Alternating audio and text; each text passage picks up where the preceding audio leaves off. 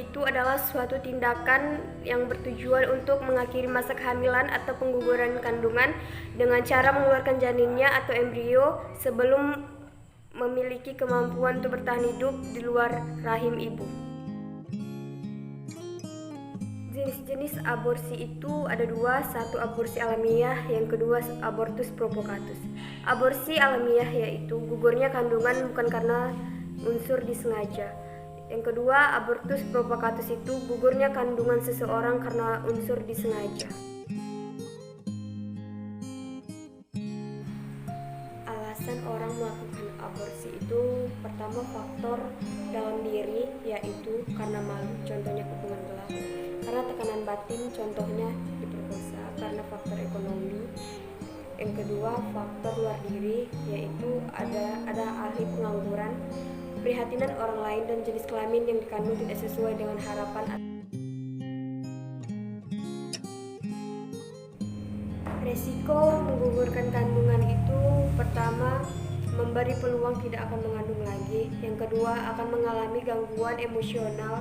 Yang ketiga, selalu dibayangi perbuatan jahat. Yang keempat, jika diketahui akan dihukum.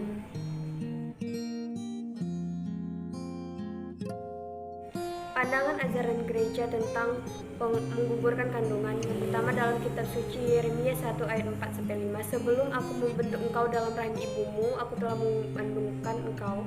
Yang kedua, Lukas 1 ayat 11-17, Yohanes Pembaptis penuh dengan Roh Kudus ketika berada dalam rahim ibunya. Yang ketiga, Lukas 1 ayat 31-33, kunjungan malaikat Gabriel kepada Bunda Maria. Ajaran gereja Gaudium et Spes, kehidupan harus dilindungi, maka pengguguran adalah tindakan pembunuhan.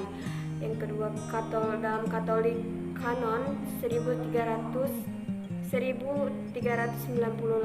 gereja akan melakukan ekskomunikasi jika orang melakukan pengguguran.